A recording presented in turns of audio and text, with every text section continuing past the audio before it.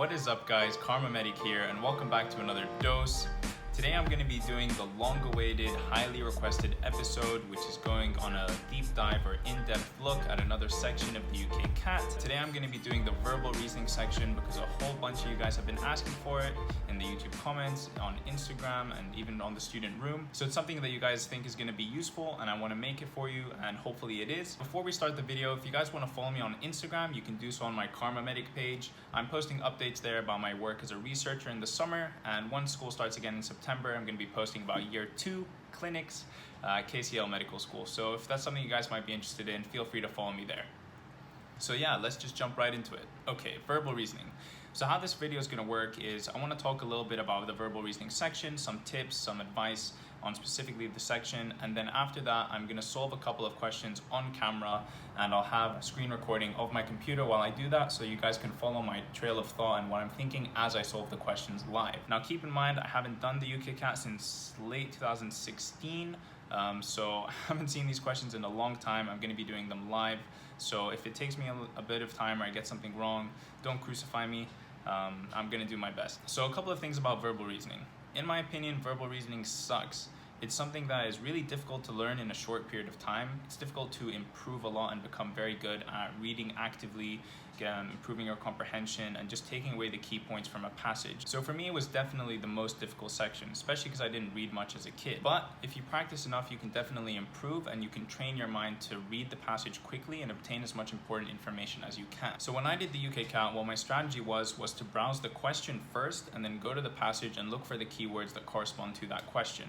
In retrospect, I don't think this was such a good idea, and I think that I might have benefited more if I actually did the reading of the passage first and tried to actively retain as much information as possible and then jump to the question and try to match whatever was relevant. However, this really is a personal thing, so I would recommend that you try both if you're unsure and see what works for you. When you're reading through the passage, of course you're under a lot of time pressure, so you need to read it fast, but there's no point in reading it fast if you don't remember anything. So I'd rather you guys read it a little bit slower but actually remembered where everything was, instead of just skimming through it and jumping through the passage. When you're reading through the passage, you want to pay extra attention to things like names, dates, places, people, any shifts in the way of thinking, or any shifts in history, something like that, something that they could ask a question on. You want to make sure you pay attention to those things most. Second of all, there are only 3 possible answers for this section. It's either true, false, or cannot tell. So make sure you know what true means, what false means, and what can't tell means. True just means that the passage states something exactly the same, that the question is the same as the passage. False means it's at the opposite. It tells you that it's not true.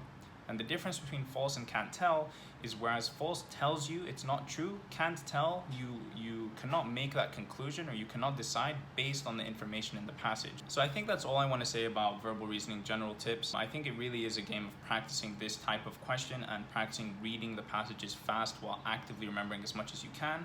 So let's jump over to my computer screen and get started with that. So this is the UKCAT practice test C. I found it on the official UKCAT website. Make sure you guys do these practice questions before your actual exam, because it's going to be a pretty good representation of what the actual exam is going to be like. But make sure you do it after you've done a significant amount of practice, so that it can be a good estimate of what your score might be on the real exam. Don't take it too seriously though. Anything can happen on exam day, and questions might be significantly easier than you're used to, so don't put too much weighting on this. It's just good practice. I'm going to read this passage. This is the first passage in the verbal section of practice test C. I'm going to read it out loud so that I can show you guys how I'm kind of reading the passage, what pace, and what words I'm picking up. I'm going to read the passage as quickly as I can while picking up the important information, and then I'm going to move on to the questions. So, New Year's Day, March 25th, Christians called Lady Day. They believed it was Virgin Mary. 9 months time.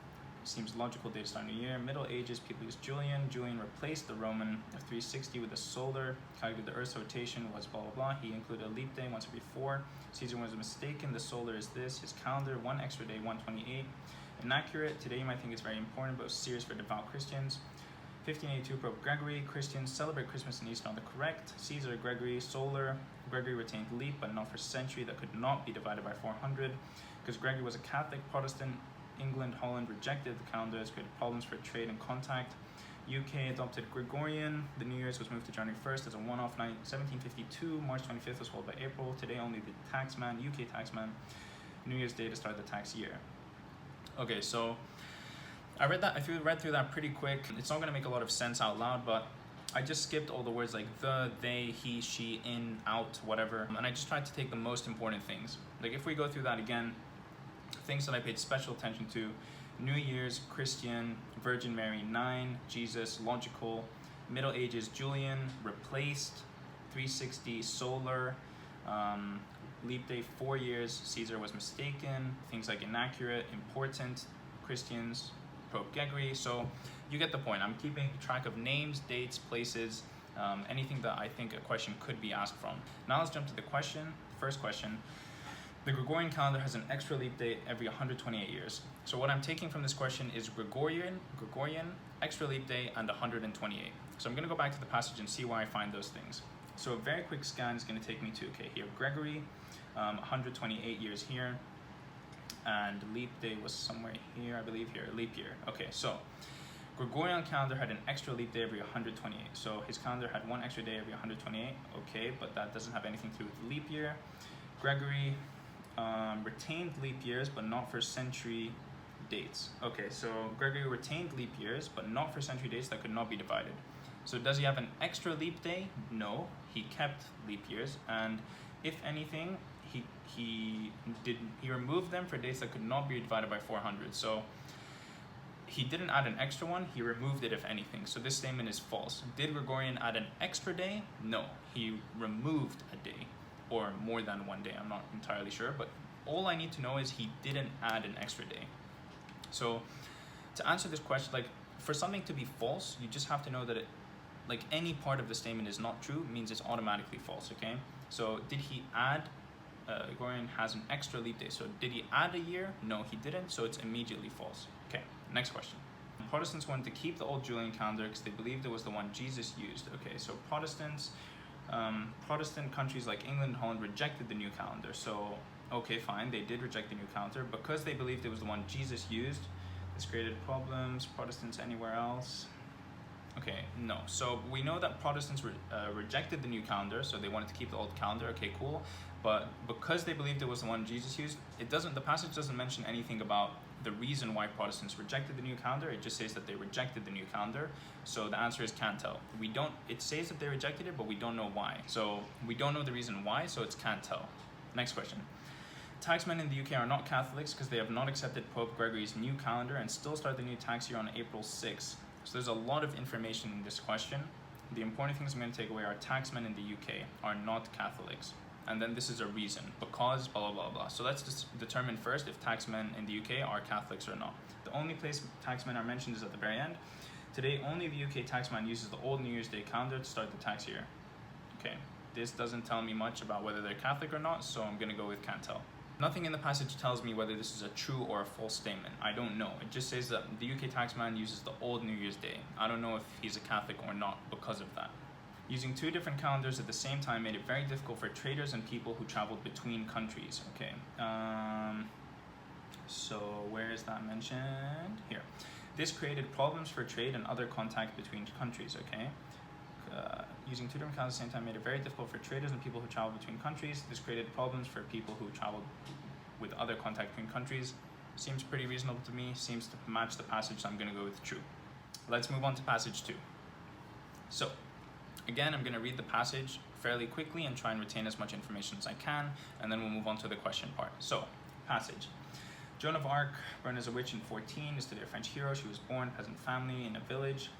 During 100 Years of War, the English were invincible. France lacked a king, was hiding in Western France. Henry King of France, 12 months, completed age 17, inspired the French army organization Dauphin to relieve siege. Early success followed by setbacks, captured the Burgundians, sold to the English, condemned as a witch. Even so, Jones was dramatic. Her influence from supernatural experiences, seen visions and angelic voices, superstitious. Instead of visions resulted in others that she was affected by mentally by eating contaminated grain. A third view is hallucinations. Okay, rational explanations aside, people in her lifetime believed in her visions. This enabled her to change the course of history. Okay, so Joan of Arc is called the Maid of Orleans after the place where she was born. So, and relieved the siege of Orleans. So, I don't know why she's called the Joan of Arc. Where she was born, it says she was born to a family in Domrey in Lorraine. Okay, so I don't know if Domrey in Lorraine is in New Orleans or not, so I'm gonna click can't tell. Okay, so it says here she was born into a peasant family in the village of Domremy, Lorraine, and so it's false, because here it says she was born in New Orleans. We know she was not born in New Orleans, she was born in Lorraine, so false. Next question, 1431, at least 2 different people claim to be the king of France. So here, 1431, French hero, the English invincible, France lacked a king, Henry claimed, so much things changed. Okay, so if this guy claimed to be the king of France, then that means someone else was the king of France, so that means 2 people were claiming, so true. Historians believe that Joan was able to inspire the French army because they believed her when she said she had seen visions. So yeah, visions, tried and condemned as a witch because of her visions. Even in dramatic, she claimed to see visions. A superstitious age accepted this. Okay, so people accepted that she was seeing visions, so true. They sold Joan because they needed money to ransom the Duke. I remember 10,000, so sold to the English for 10,000. Do we know why? No. Okay, so she was sold to the English, true, for 10,000 things, but we don't know the reason why. Here it says for money, for ransom, whatever, but we don't know if that's the reason, so can't tell. Okay, this is so stressful. Okay, I'm gonna try and take a more slow approach to this one and talk about my reasoning and my thought process going through each question as opposed to just rushing through and trying to get the answer right. Robin passage. One of the glories, English spring, survival depends on a balance, energy, seed, energy expended. Okay, so, questions. Male robins do not maintain a territory in the winter. So here it said, the male robin encouraging fan female joining marking out a territory.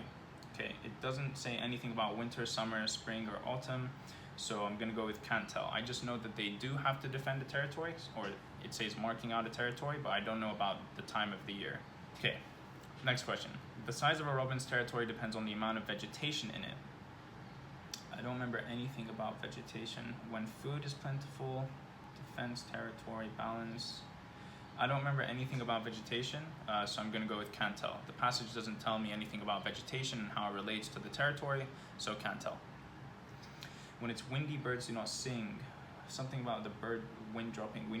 We may notice bird song more at this time because the things are quieter when the wind drops. So when it's windy, birds do not sing.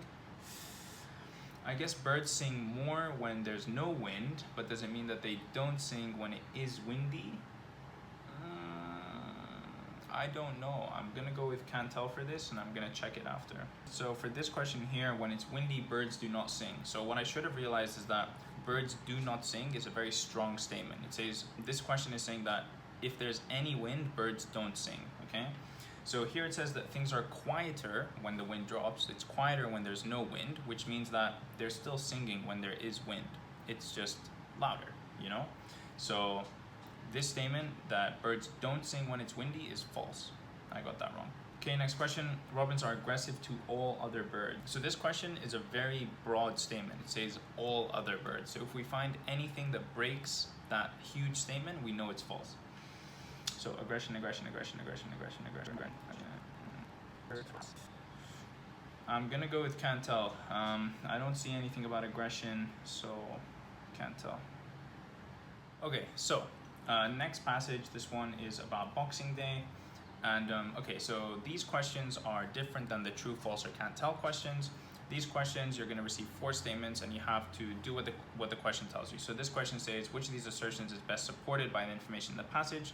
So you need to choose the question that is true, I guess, the answer, sorry, that is true.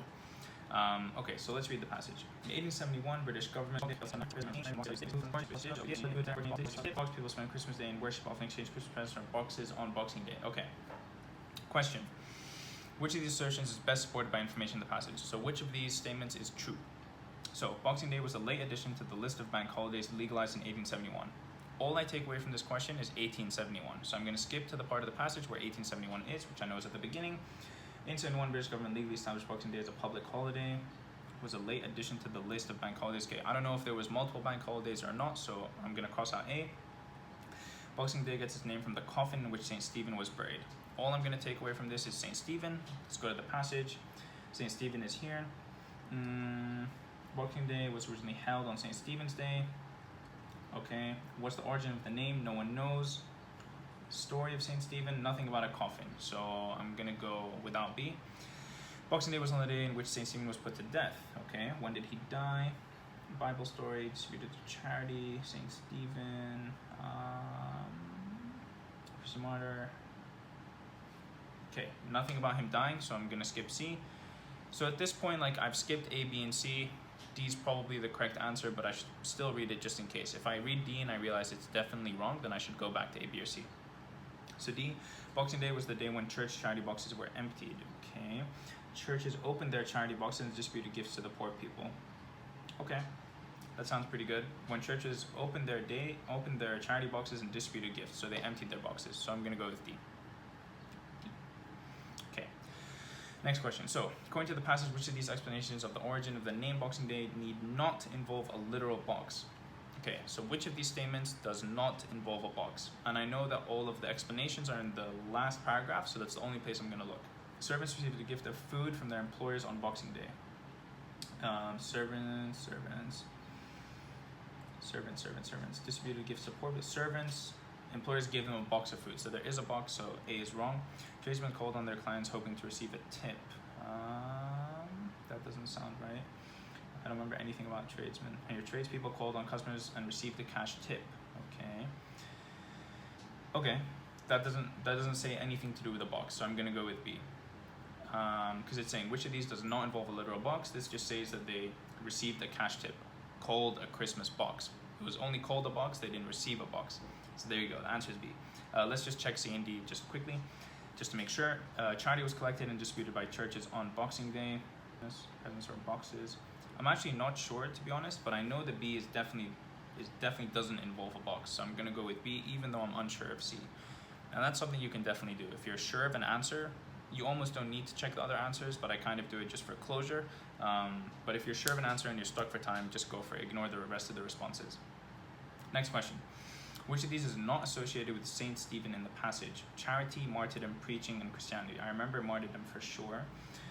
Saint Stephen, somewhere here. Saint Stephen after the Christian martyr. Okay, charity, the whole passage is about charity and Stephen, so definitely not that one. Or is it? Let's check the other answers. Preaching, Saint Stephen, preaching. I don't know. Christianity, Saint Stephen was a Christian martyr, said somewhere. Okay, so Christianity and martyrdom are out of the question. Preaching and charity. Preaching. Does Saint Stephen ever preach, or does he do charity? This is not associated with Stephen, so we know charity and Christianity and martyrdom are associated together here. Christian martyr, and then charity, I just read it here, Stephen and charity. So preaching is what's not associated with Stephen. Okay, next question. The best source for learning about Saint Stephen is the story recorded in the Bible. They said most explanations are on the Bible, but we're not sure. Okay, the Carol Good King. Doesn't say anything about learning about Stephen. He just distributed charity. 1871 law.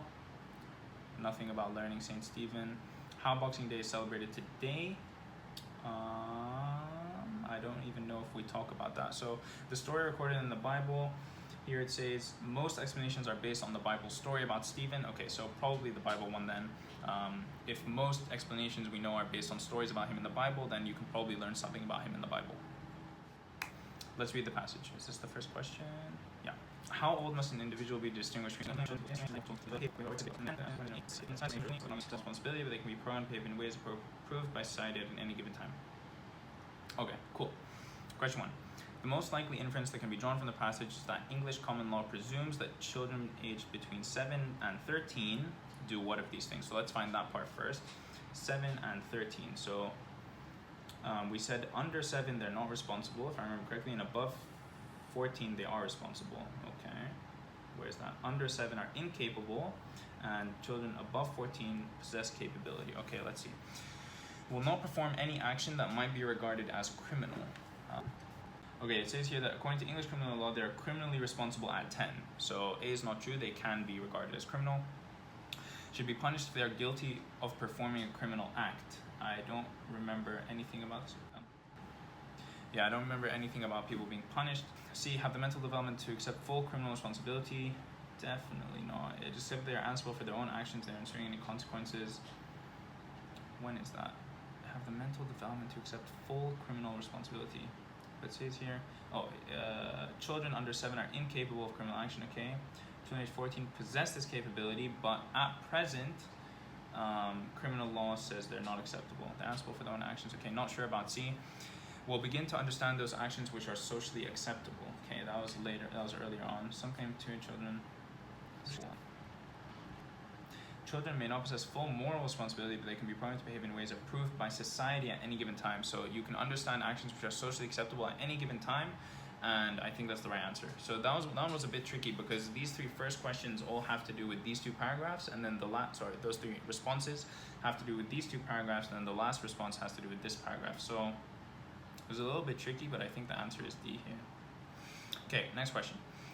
Conclusion that might be drawn from the passage is that there's evidence to suggest the criminal responsibility law should be changed. Okay, pretty fair. Children under 7 in England are better behaved than those over 14. There's definitely no comparison between 7 and 14 and their behavior, so no. Age of criminal responsibility in England is too high. I don't know if we ever talk about this. It just says that other countries may vary. The minimum in the US is different, in Iran it's different, but it doesn't say that it's too high or too low. It just says that they're different. So I'm not going to go with C. The law in Iran treats boys less favorably than it does girls. In Iran, it is 9 for girls and 15 for boys. So the boys are treated, the law in Iran treats boys less favorably. Here they can be charged as a criminal at 15. So it actually treats them more favorably. So it's the opposite for D. So I'm going to go with A. There's evidence to suggest that the criminal responsibility law should be changed. Yeah, because they're kind of presenting like a for and against whether children can or cannot understand or accept full moral responsibility. So it seems like there's an argument for that somewhere. Next question. Which of these assertions is best supported by comments made in the passage? Scientists are better informed about types of criminal responsibility than lawyers. I don't think it says that. It just says science talks about decision making, something totally different. Different countries' views about the appropriate age of criminal responsibility vary. This is 100% true. Like, I read this and I know. Here we talk about different countries and how they're different for the different ages that they say children should be accepted for criminality. So I know B is true. I'm not even going to read C and D. B makes perfect sense here. Next. Which of these assertions is not supported by comments made in the passage? Not supported. Focus on the word not. They're going to try and catch you out with this all the time. Make sure you focus on this not here. Which of these is not supported by comments made in the passage? English common law and criminal law make different statements about the age and criminal responsibility. That's true. English common law and English criminal law, and they're different, talking about in this paragraph, so that's true. Some people are convinced that children do understand the difference between right and wrong. That's also definitely true. They say it down here. Pretty sure that's true. We might come back to it. Some countries treat boys and girls differently when considering the appropriate age. We know that from the Iran case that we talked about a second ago, so I don't even need to look at the passage. Children under 7 who perform criminal actions understand what they have done and ought to be punished. Children under 7, no, we said the opposite. Children under 7 are incapable of criminal action through inability to appreciate the concept of wrongful behavior. Boom, bap, bap. Answer D. Okay, next question. Oh, this is a new passage. Should I do one more passage? Yeah, why not? Extra passage bonus meme. If anyone gets that reference, definitely leave a comment in the comment section. Okay, so bonus meme, bonus passage. Let's see. There are many dilemmas plaguing the simply tolerate the conditions in which they work. Again, I'm like flying through the passage, but I'm really trying to take away as much as possible that I can. Pretty general ideas, but still I think I can go back to the part of the passage which is relevant to the question once I read the question. So, first question. Some fashion companies manufacture their products in other countries because workers are more skillful. Nope. Labor laws are non-existent. They did say something about that. There are no laws in place to protect children. Okay, possible. Raw materials are cheaper. More workers are available. In source of cheap labor, so not cheaper materials. I think I'm going to go with labor laws are, I don't know if it's non-existent though. They have no laws in place. Okay, so non-existent seems fine. I'm going to go with B. Next question. The fashion industry exists because so many people wish to appear attractive. Okay, owners of fashion companies are good entrepreneurs. No. Magazines advertise clothes cleverly. Meh. Many fashion companies are multinational. Okay, A sounds pretty good. So many people wish to appear attractive. Many dilemmas, advertising with scientists' problems, blah blah, skinny models create an illusion, perfect body, and everyone should strive to put deal stress on people to look this way. So I'm gonna go with A. So I read this question and there were 4 responses. Pretty, like, I read A, it sounds pretty good. I read B, no. The passage mentions nothing about companies being good entrepreneurs. I don't even need to worry about that. Magazines advertise clothes cleverly. also doesn't really talk about clothes. It talks about like the skinniness of models and things like that. Many fashion companies are multinational. I remember multinational being mentioned here. Many multinational fashion companies relocate to less developed countries, but this has nothing to do with why the fashion industry exists. So almost without even looking at the passage, I determined that it was A, but I double checked just to be sure. These questions that you're kind of confident in, that you feel like you have the right answer, this is a good time to go with your gut. Just choose it and move on. It might be worth going with your gut and using that time, the more precious time, on more difficult questions that you're unsure of. Third question, using the evidence in the passage, which of the following statements is supported? There is an ideal body type for men and women. No. It's saying that people feel like they need to see an ideal body type, so no. Everyone wishes to have the ideal body type. It says it puts a lot of pressure on people to strive and deal like this, but I don't think we can say everyone. Advertising in magazines is ineffective. Definitely not true. Many of these advertisements and magazines have an enormous impact, so nope. The fashion industry, so I've already said no to A, B, and C, so I'm expecting D to be right. Let's read it and find out.